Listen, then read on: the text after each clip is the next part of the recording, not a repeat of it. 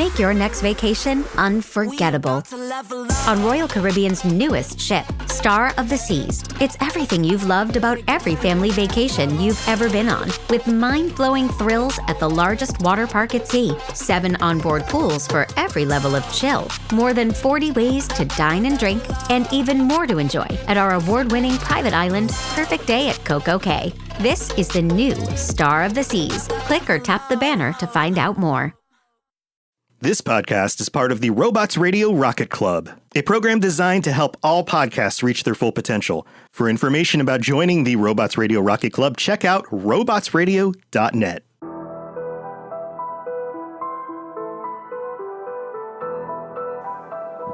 Hello, and welcome to the Assassin's Creed Lorecast. My name is Austin, also known as Teacup. And my name is Shelby, also known as Shecup. Join us as we embark on unraveling all of your favorite mysteries from the Assassin's Creed universe. From assassins to Templars to the mysterious Isu and more. We will seek to uncover it all, so join us and maybe even take a leap of faith. Hello and welcome to the Assassin's Creed Lorecast. My name is Shelby or Shecup, and I am one of the hosts for this podcast. And I'm also here with my other co-host, and I'll let him introduce himself. Yes, so I am Teacup or Austin. I am the other co-host for this podcast. And yeah, welcome. Yeah, we're super excited again to join together and talk about Assassin's Creed. We've been talking about assassins versus Templars and different conflicts they've had throughout the years, but I think we're doing something different today. Is that right, Austin? Yes, we are going for another character deep dive. Exciting. So this character, I got the inspiration because right now I am playing through Assassin's Creed Revelations. And there is a DLC for this game that allows you to explore the memories and life of this character that we're doing. And that is the one and only Subject 16, Clay Kaczmarek. Cool. I haven't gotten this far yet in my playthrough, so I know nothing about this person whatsoever. Yeah, it's a character that's mentioned. You can learn quite a bit about him in the games, but not a lot, especially if you don't like jumping puzzle parts of the game that are in first person. So are you saying this person never appears in the games as a character? No, they do, and we'll get into that. We do meet them kind of... not in the flesh, but we do meet them. But we'll get into that. So, you ready to just dive in? Let's do it. All right. So, he is the son of Harold Kaczmarek and his wife, who is unnamed. Clay was destined in his father's eye to follow in the family footsteps and become an engineer. As he became older, though, Clay's interests began to differ greatly from his father's hope, causing a rift between the two. And so Clay kind of got a lot more philosophical intellectual is not the right word. Philosophical, heady, like esoteric, probably another good word for it. Less about like the practicalness that would come with being an engineer. And so he's really invested in like these philosophies and history and all of these points. And so, but he still has all this pressure. At some point in 2007, Clay succeeded in gaining entrance to a college on an engineering degree, though his father was disappointed that it was not one of the top tier institutions. So, believe it or not, this is a moment. Clay, because of this, goes to a psychiatrist to discuss his feelings. Imagine that, Shelby. Good for him. I'm so proud of there's at least one video game character who goes to therapy. I'm sensing that it doesn't end well, but I'm proud of him for the attempt. So as he's going through all of these sessions and discussing his feelings and also with his interest in history and philosophy and all that, he's approached by none other than William Miles, the father of Desmond Miles and mentor of the Assassin's Brotherhood.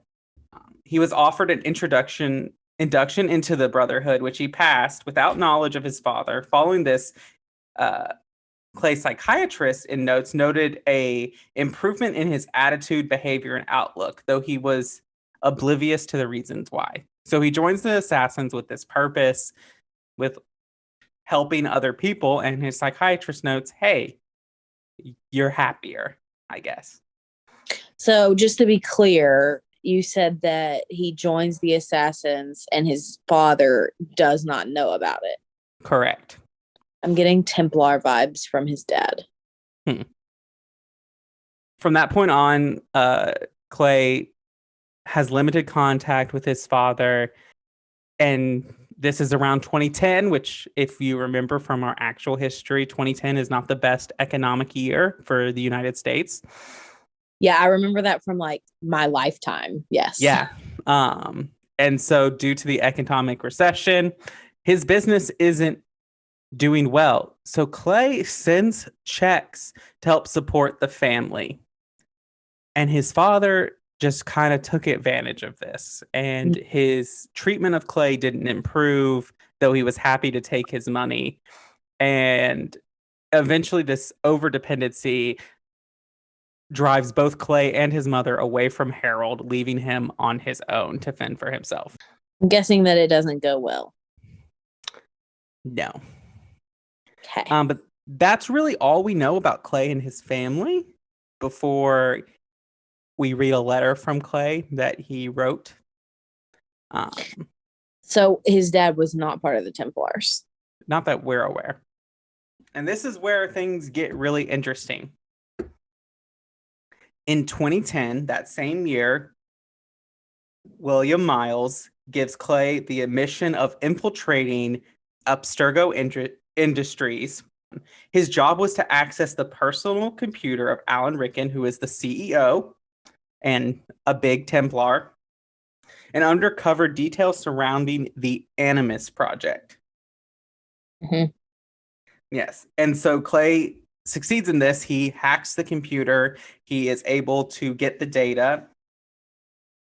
And it's revealing a huge amount of funding is being invested in the project, as well as this leads to the project's lead's identity, which is Dr. Warren Vidic, who we all know is one of the first characters we meet in Assassin's Creed ever. And from the get-go is a condescending jerk. Yes. But he is a Templar, so, what do you expect? It tracks. Yes. And so by this success, William decides that this is a great time to really get deep into Abstergo. And so they enroll Clay as a subject for Dr. Vidic's program. And I just want to pause here. And this is like kind of the flaw of William Miles, is that it's not that he's reckless. It's that he is not cautious with the lives under his care. Yeah, it seems like he's very willing to potentially sacrifice people. Right. And it's this point of like, they know that subjects 1 through 15 either went insane or died. And they also, at this point, they also know that, if you remember from our Animus episode, the Russian assassins are working on building an Animus, and that resulted in the like madness overcoming and psychosis overcoming the entire Russian Brotherhood, resulting them into like just basically cold killers. So why is he willing to make this sacrifice? Do you think it's just like desperation or something else? I do think it's desperation. I think that at this point, the Assassin Templar conflict, if we go back to the Order of Ancient Hidden Ones, has been going on for 2 millennia. And I assume that there's just a desperate need to figure this out and win the war. And William is very much a embracing the idea that everything is permitted means that how we do things doesn't matter. Which is not, which if we talk about is not really the intention of everything is permitted. Right. And to me, that seems like, I think sometimes we talk about you can follow the letter of the law versus you can follow the spirit of the law. And I feel like in this case, he's following the letter of everything is permitted, but not the spirit of why that's a thing. And like, just for occasion, like based on what assassins tell us about everything being permitted, is basically an understanding that the assassins are not limited by the morality that is imposed by mankind, by humankind. Mm-hmm. And that true morality, there's no such thing really as subjective morality. Or objective morality. You have to be willing to take the steps necessary, but it's not like a hedonism. It's not you can just do whatever you want. Right. It very much strikes me as we do what we must. Like we do what we have to do. We don't take pleasure in it. We don't just kill for the sake of killing. We don't just do whatever we want. We do what we have to do, and we make the sacrifices that are necessary. Right. It's also a point of like the tenets of nothing is true and everything is permitted do not supersede the 3 tenets of the Assassin's Creed. Mm-hmm. Which means never harm an innocent, stick to the shadows, and never compromise the Brotherhood. Right. And like that goes back to Aya and Bayek at this point. Like they set forth and say, we will do what we must, and we might be not doing what the world says is morally good, but we understand that what must be done to protect the world. And, I think it's different. It's also different for Bayek and Aya because they're the beginning. Like they're not the leaders of these massive organizations yet, as we know them in Origins. Like they're 2 people that are trying to gain vengeance for their murdered child. William Miles, on the other hand, that's not his context. No. But anyway, so back to Clay. Clay gets enrolled in the Animus Project. And so Clay was captured on February of 2011 by Abstergo's Lineage Discovery and Acquisition team, which just like, if you want to know what that means, it's basically Abstergo's version of Ancestry.com. It also has the name. The name gives me gross vibes. I'm not a fan. Lineage Discovery and Acquisition. Yeah, like you're talking about people. We don't acquire people. Like that tells you enough about their organization from the get-go. Right. And so he's inducted to the Animus Project as Subject 16, held within the Abstergo Laboratory in Rome. And they relive the memories of his ancestors, particularly Ezio Auditore de Firenze, which, yes, that might strike a bell. Clay and Desmond are very distant cousins through Ezio. I feel like everyone's related to each other. I mean, at some level, maybe, but I mean, Clay and Desmond are like 7th cousins. But in the grand scheme of things, like that's pretty close. Yeah. Like that's only like a few generations back. That's not like your cousins, uncles, grandmas, like, no, like that's closer than that. It is to note that I believe, I'll have to correct myself, but I know this, Desmond's relation to Ezio is through his maternal line.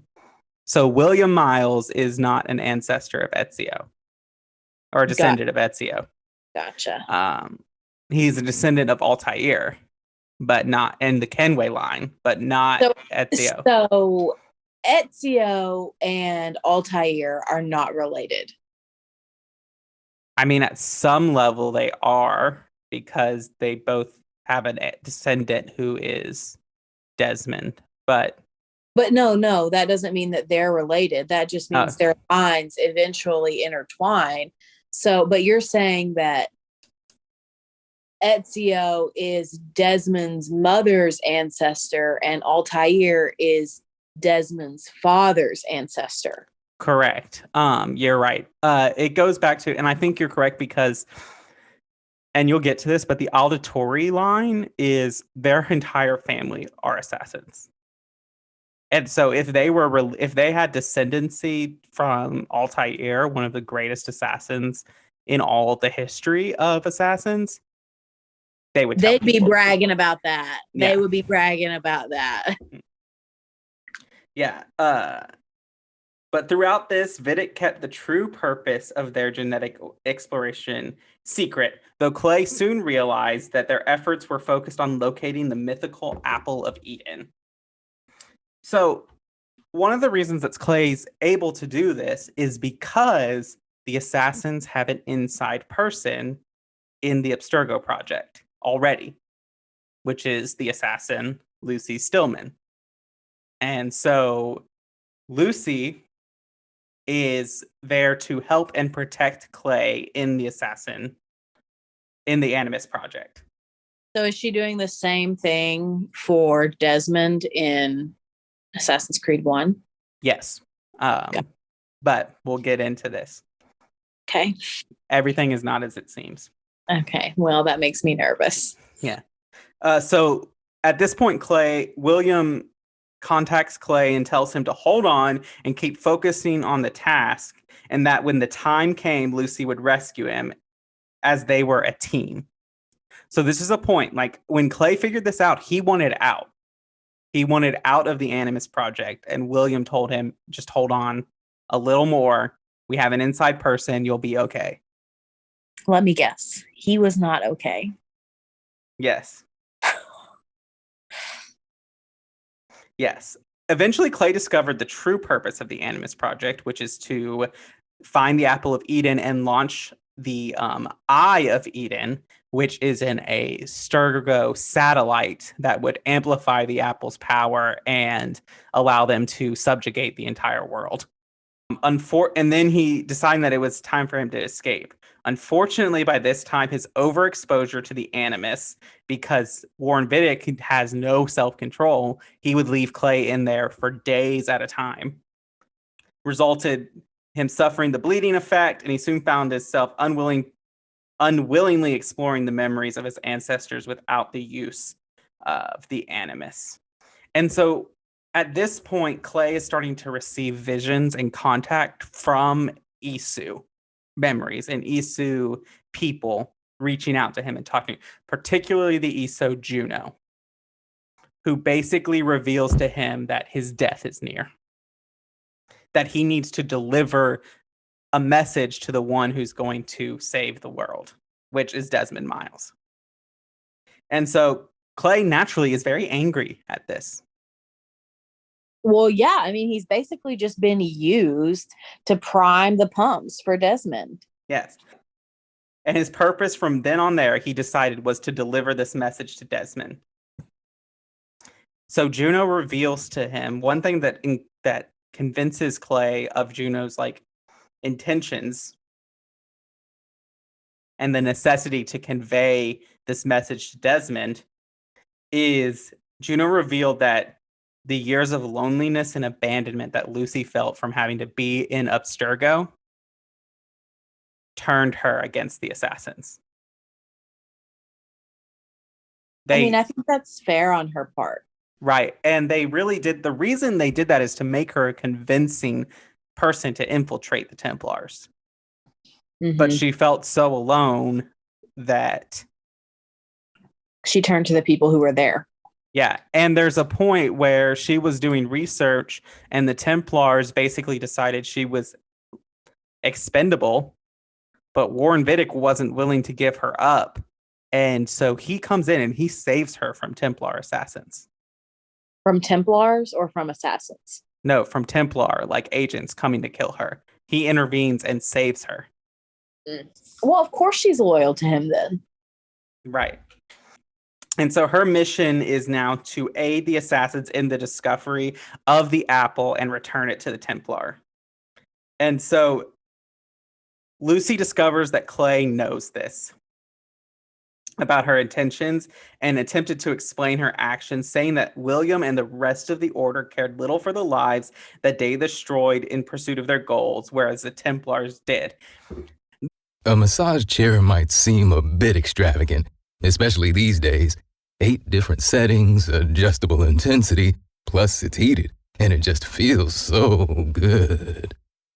Yes, a massage chair might seem a bit extravagant, but when it can come with a car, suddenly it seems quite practical.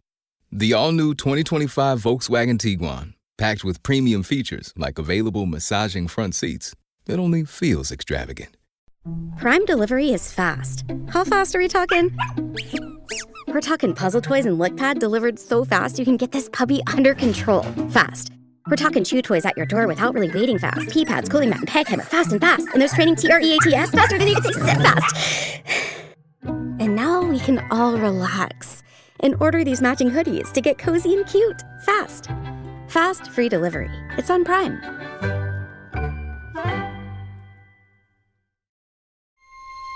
This episode is brought to you by FX's Alien Earth, the official podcast. Each week, host Adam Rogers is joined by guests, including the show's creator, cast, and crew, in this exclusive companion podcast. They will explore story elements, deep dive into character motivations, and offer an episode-by-episode behind-the-scenes breakdown of each terrifying chapter in this new series. Search FX's Alien Earth wherever you listen to podcasts.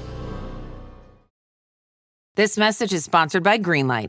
With school out, summer is the perfect time to teach our kids real-world money skills they'll use forever. Greenlight is a debit card and the #1 family finance and safety app used by millions of families, helping kids learn how to save, invest, and spend wisely. Parents can send their kids money and track their spending and saving, while kids build money confidence and skills in fun ways. Start your risk-free Greenlight trial today at greenlight.com/Spotify. That's greenlight.com/Spotify. Hit pause on whatever you're listening to and hit play on your next adventure. Stay 2 nights and get a $50 Best Western gift card. Life's a trip. Make the most of it at Best Western. Visit bestwestern.com for complete terms and conditions. This is a point. Like, this is where the line between Templar and Assassin gets grayed a little because of flawed leadership among the Assassins. And we can talk about where William Miles is in the present and like how the effects of the game change him. But at this moment, Lucy's not wrong. And that's the point. Like, Lucy isn't her claims aren't unfounded. And the Templars were going to execute her. And for all she knows, William and the Assassins weren't going to do anything about it. Right. Right. I mean, I could not blame her for feeling that way, especially when they have isolated her. Mm-hmm. She has no one except for, from her perspective, the Templars.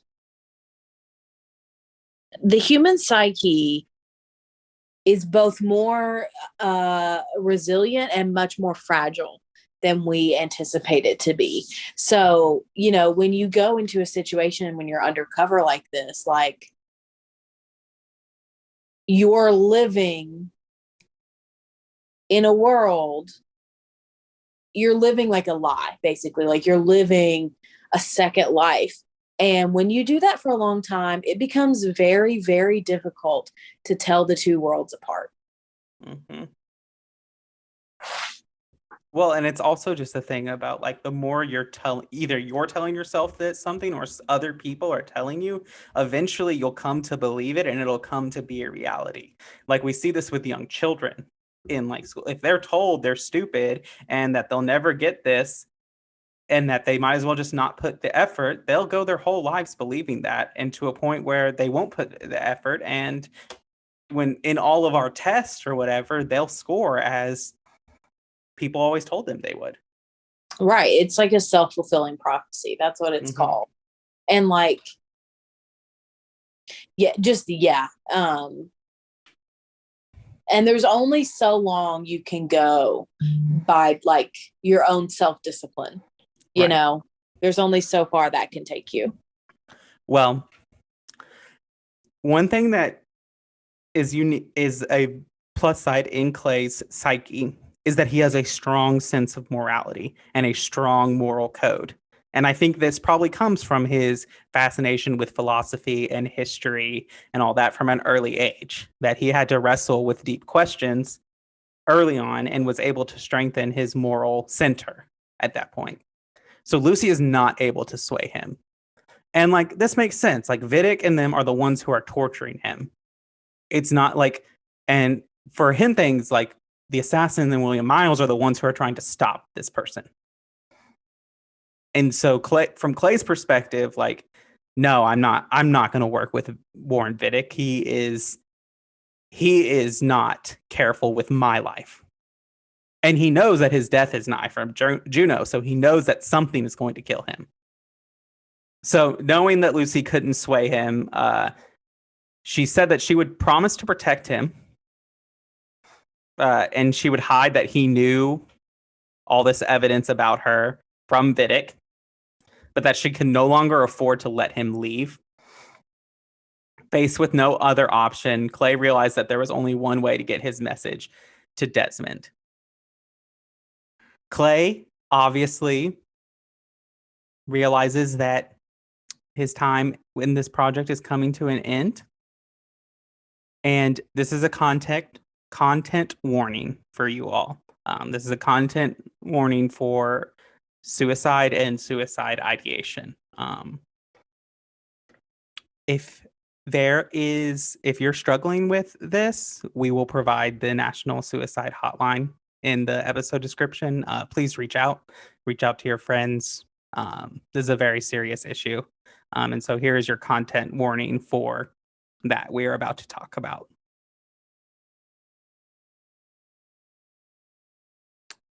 So for weeks, Clay plans his own suicide. He decides that he's not going to wait for death to find him. He's just going to take it into his own hands, down to the most minute detail, biding his time and preparing his message while enduring the repeated attempts by Vidic to uncover the location of an apple of Eden.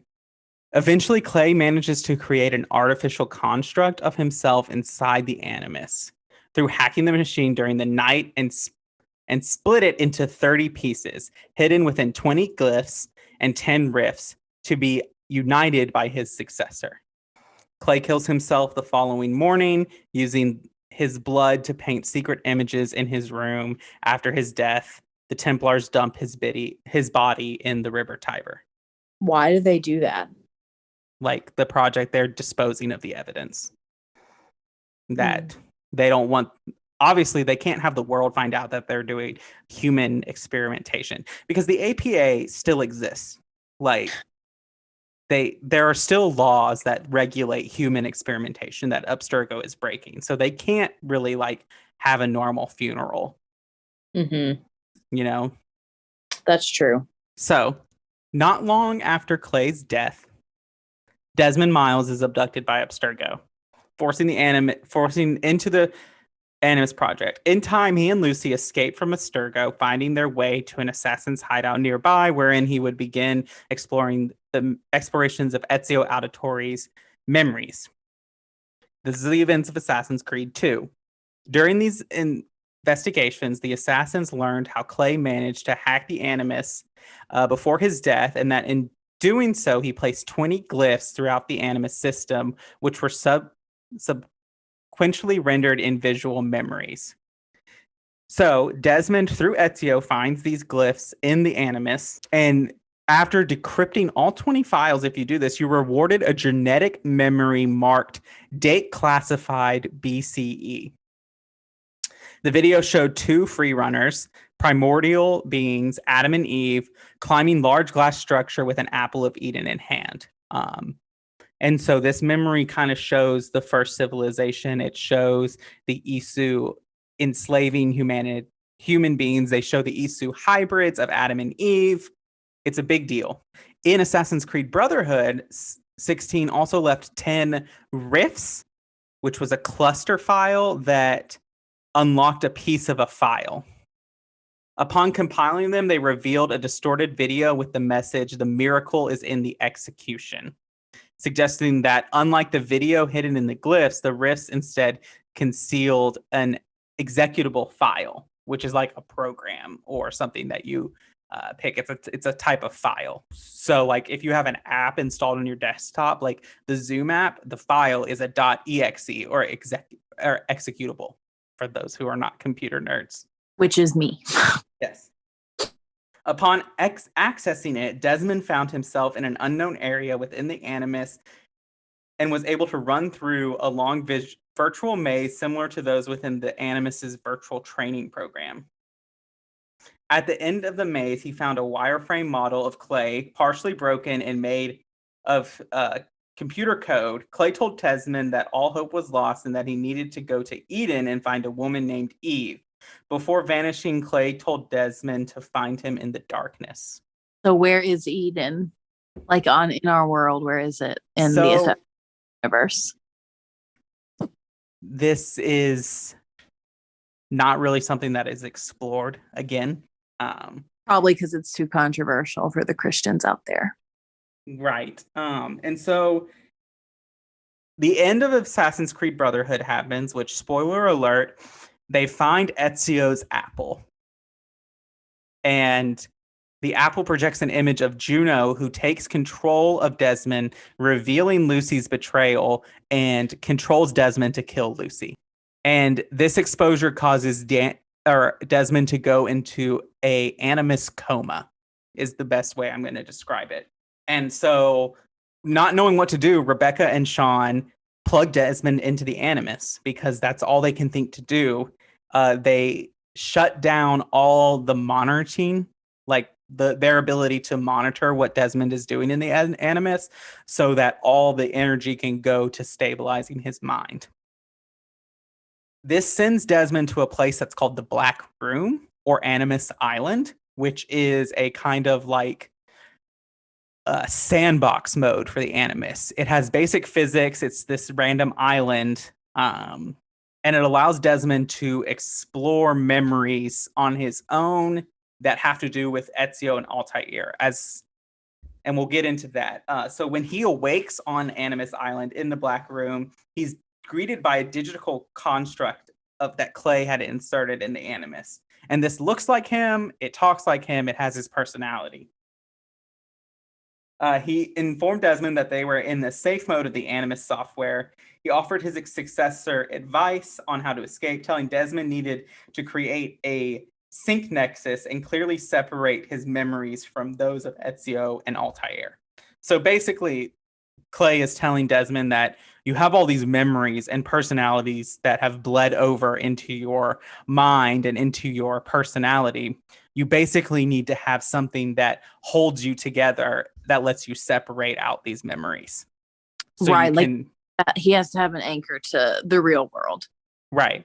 And it kind of like, I don't know a lot. I'm not a psychology expert, but from the little that I have exposed, this is something that they do with split personality or dissociative identity disorder.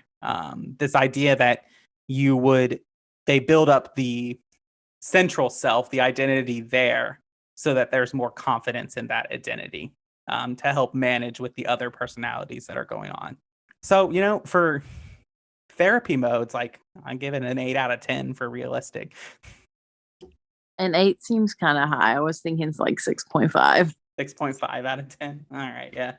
And this is kind of where the events of Assassin's Creed Revelation take place, where Desmond sorts through the memories and Clay kind of guides them. And you see Clay's kind of that he hasn't really dealt with his madness. He found his own sync nexus, but by the time he did it, his body was gone. So he couldn't return to his body. And there's a really heartbreaking scene where Clay basically asked Desmond, it's like, what if I went with you until we figured out a way to like transfer my consciousness into a body? And Desmond's like, no, that's not a good idea. And it's just like Clay's like desire, like, then it's really over for me. And that's so Yeah. And so, but little fun fact, because they turned off the monitoring software, Monitoring. monitoring software for the Animus, Clay takes Sean's place as the historian to give Desmond historical context for what's happening. Well, that's helpful. Yes. He made an entry for himself, which is where he reveals his name to Desmond and told him that they were distant cousins by virtue of their joint descendant in Ezio. When Desmond had come close to completing the sync nexus, the Animus began to attempt to rectify the intrusions he had been causing in other memories. As it began to delete Animus Island in the Black Room and all of its contents, Clay grabbed Desmond in a final embrace, which he imprinted all of his genetic memories upon him and threw Desmond through the portal, saving his life. And that is the end of Subject 16, Clay Kaczmarek. That's really sad. I always find stories of sacrifice, I think, compelling. But for me, this one is just sad. And it is a compelling story, don't get me wrong. But I think the thing that makes this one the most sad is that, like,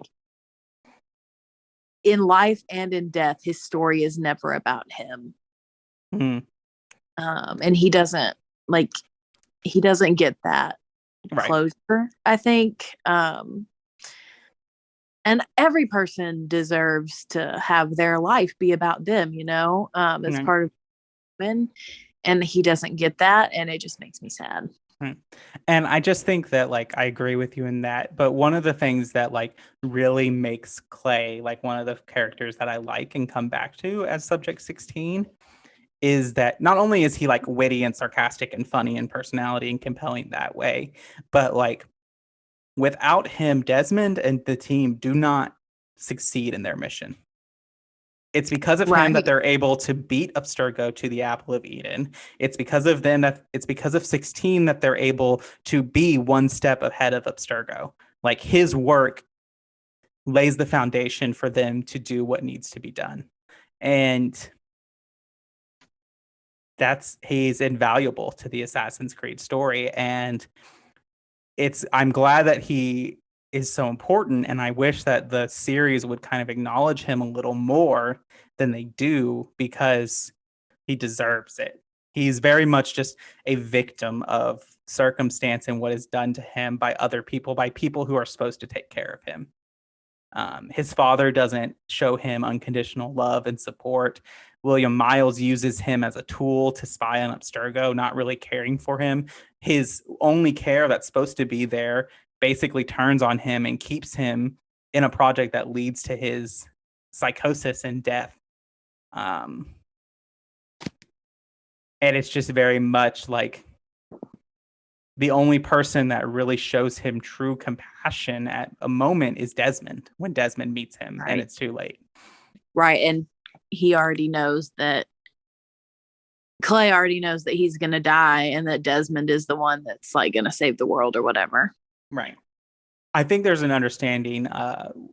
You and I are both big BioWare fans, and, we love the Mass Effect series as much as we do Dragon Age and other BioWare games. And I think Clay has a point of kind of on a similar line that Admiral Anderson does, where, like, Anderson has every reason to be bitter against the world and not want to help, but instead he has decided to be generous and is able to take a step back and say, like, my time is over. It's time to support those who it's their time to shine. And I think that Subject 16, in his reflection in the Animus in that program, he comes to that conclusion as well.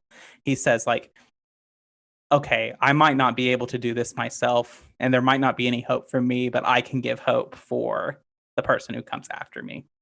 It's a really interesting comparison, and I definitely see a lot of similarities between those two characters, because, like, they're both men who've been taken advantage of and basically backstabbed, and, like, lost their careers or their lives because of it. And then they have the choice, like you just said, to help their successor, the person that's coming after them, to save the world. And they had every right to be like the bitter old man who yells at them to get off his lawn. But they make the more honorable choice. Yeah.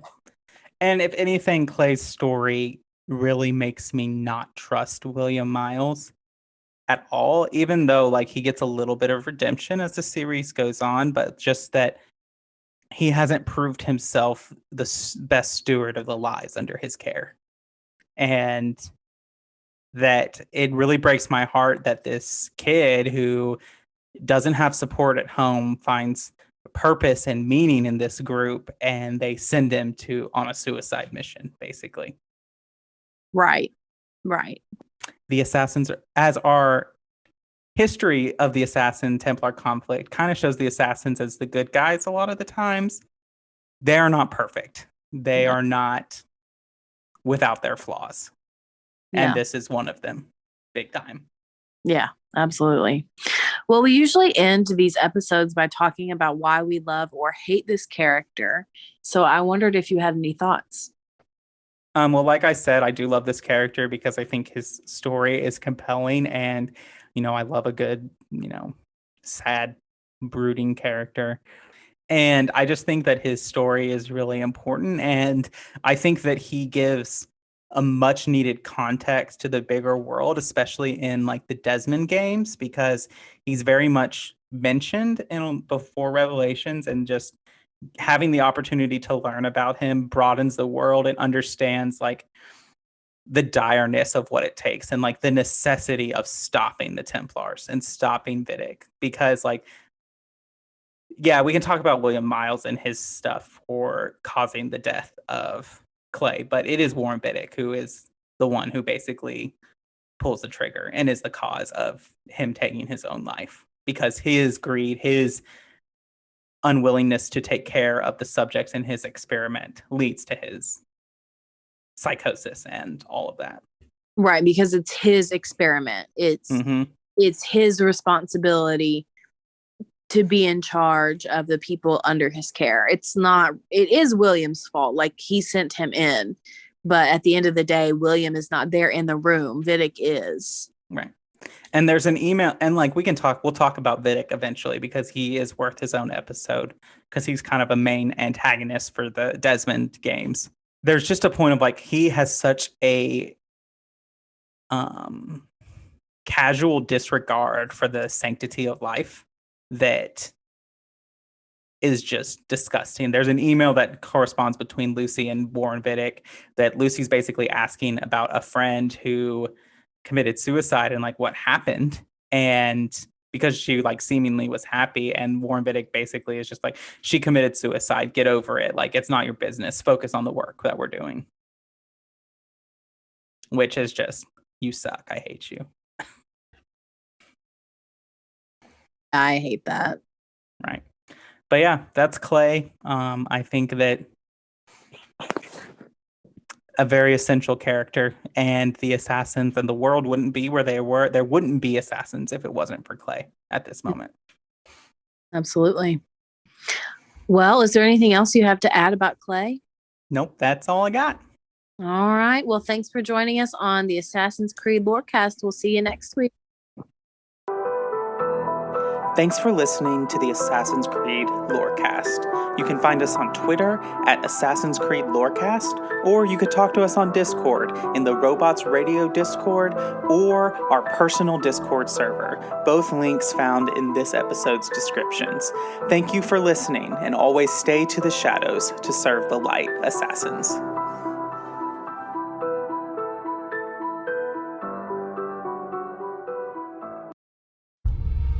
Are you a fan of Elden Ring?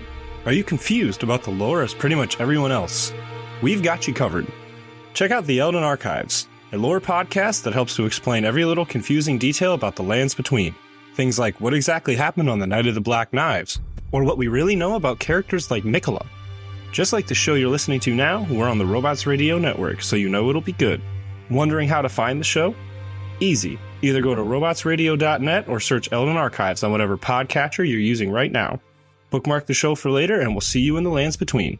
Again, that's the Elden Archives, a FromSoft Lorecast available everywhere.